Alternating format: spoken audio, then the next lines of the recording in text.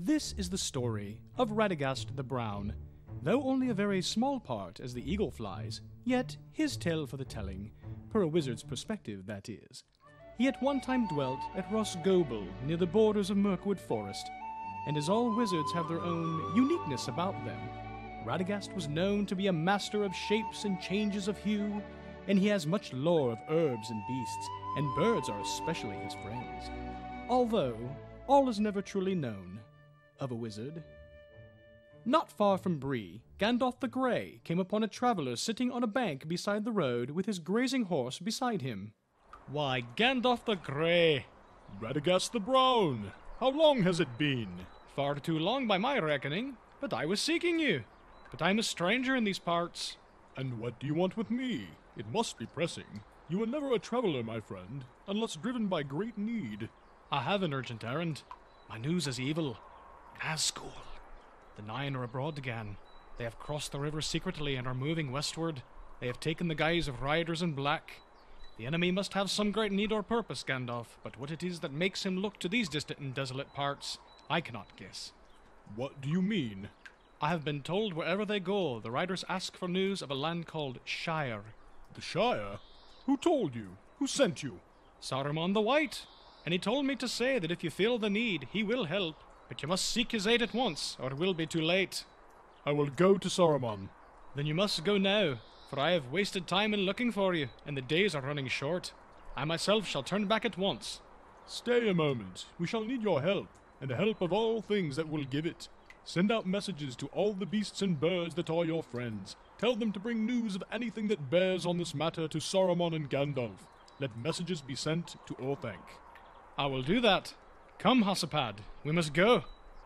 Radagast and Hossapad rode for many hours into the long night. Upon a strange twist of road, Hossapad became uneasy. The night air was suddenly chilled as death. Radagast raised his staff and hummed softly, causing the outgrowth of the surrounding flora to hide them from prying eyes. A black rider slowly traveled past, unaware of their presence. Once gone, the wizard and his steed quickly proceeded on.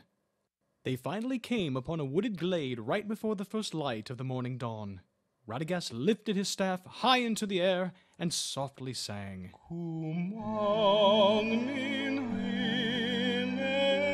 The sun's first rays illuminated the glade as several animals and birds beckoned to his call.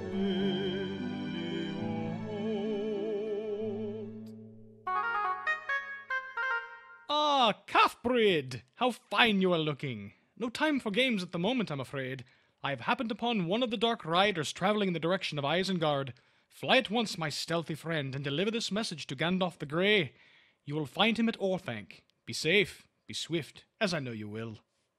Calfbrid hastily darted high into the air in the direction of Isengard. He landed unnoticed in a window of the tower where he could hear Gandalf and Saruman talking. But the Nine have come forth again. They have crossed the River Isen into the Shire, so Radagast said to me. Radagast the Brown! Radagast the bird tamer, Radagast the simple, Radagast the fool. Yet he had just the wit to play the part I set him, for you have come, and that was all the purpose of my message, and here you will stay, Gandalf the Grey, unless you choose to join me. Saruman, this is madness! The small bird flew away to the wooded glade from whence he came as quickly as his wings could carry him. Calfbrid, you've returned already? What? Saruman has trapped Gandalf. He has turned against us. A fool am I? We shall see. Radagast began to hum. A mysterious music filled the air. He struck his staff to the ground, causing it to briefly shake. An eagle's cry could be heard from far above. And then a moment later, a giant eagle landed directly before the wizard. Gway here, my dear friend. I require your services. It seems Saruman has deceived me and betrayed us all. It is only fitting he be returned the favor. And Gwahir, the Wind Lord, swiftest of the great eagles, went unlooked for to Orthanc. He found Gandalf standing on the pinnacle, and bore him away before Saruman was aware. He set Gandalf down in the land of Rohan ere dawn, and disappeared into the morning sky.